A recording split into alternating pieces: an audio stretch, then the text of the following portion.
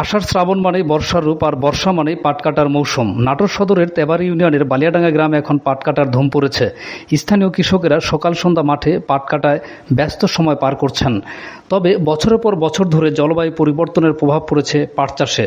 সময়মতো বৃষ্টি না হওয়ায় চাষাবাদে দেখা দিয়েছে নানান প্রতিবন্ধকতা। পাট চাষের অন্যতম গুরুত্বপূর্ণ ধাপ হল জাগ, যার অর্থ পাটকে পানিতে ভিজিয়ে আঁশ ছড়ানোর প্রক্রিয়া। এ কাজের জন্য প্রয়োজন হয় নিরবিচ্ছিন্ন জলাবদ্ধ পানি। কিন্তু কয়েক বছর ধরে আষাঢ়ে পর্যাপ্ত বৃষ্টি না হওয়ায় অনেক কৃষকই ঠিকঠাক মতো পাট জাগ দিতে পারেননি। এই পানির কারণে এই পাট চাষটা এখন একটু কম হয়। যদি এরকম বর্ষা হয়, আগাম বর্ষা হয়, তাহলে পাট চাষের মধ্যে আবার ঝুঁকি নিয়ে মানুষ। ফলে আগ্রহ হারিয়ে ফেলেছেন স্থানীয় অনেক কৃষকই। তবে এবারের আষাঢ়ে বিলম্বিত হলেও এসেছে বৃষ্টি, এতে কৃষকেরা অনেকটাই স্বস্তি পেয়েছেন। পানি পাওয়ায় তারা পাট জাগ দিতে পেরেছেন ঠিকঠাকভাবে। ফলে খরচ কমে এসেছে, আশাও বেড়েছে। তবুও বিগত বছরের অনিশ্চয়তা ও লোকসানের অভিজ্ঞতা এবছরে অনেক কৃষককে পাট রোপণে নিরুৎসাহিত করেছে। একসময় এই সোনালী আঁশ ছিল গ্রামীণ অর্থনীতির চালিকা শক্তি। জাতীয় অর্থনীতিও ছিল এর গৌরবোজ্জ্বল অবদান। কিন্তু সময়ের সাথে সাথে হারাতে বসেছে সেই গুরুত্ব। প্রযুক্তির পরিবর্তন ও জলবায়ুর অসামঞ্জস্য পাট চাষ হয়ে উঠেছে ঝুঁকিপূর্ণ ও ব্যয়বহুল।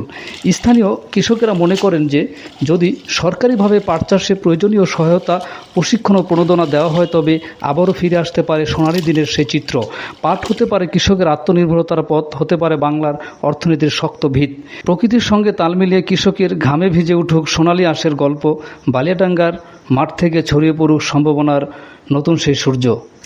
পাট চাষ তো আমরা করতেছি, এখন ধরেন যে পাট চাষটা আমরা করতেছি, আমাদের যে খরচটা, এই খরচটা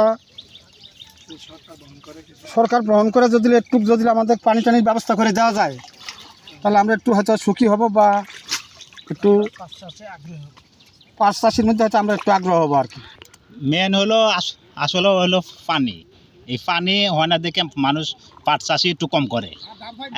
এবার আবার পানি একটু বেশি, এবার মানুষ হয়তো জাগ দিয়ে আর পাইছে, সামনে হয়তো বেশি করবি। আচ্ছা, এই আর কি। আসলে আমার এই দেশে কয়েক বছরে একটানা পানি হয় নাই।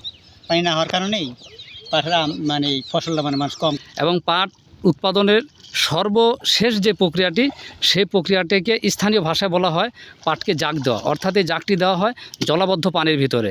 কিছুদিন এই পাটগুলো জলাবদ্ধ পানির ভিতরে তলিয়ে থাকার পরে এগুলো এখান থেকে তোলা হবে। তারপরে সুন্দর এই পাট থেকে আঁশগুলো ছাড়ানোর পরেই কিন্তু যে সোনালী আঁশের কথা আমরা বলি, সেই সোনালী আঁশ কৃষকের মুখে যে হাসি ফুটায়, সে আঁশটি কিন্তু উৎপাদিত হয়।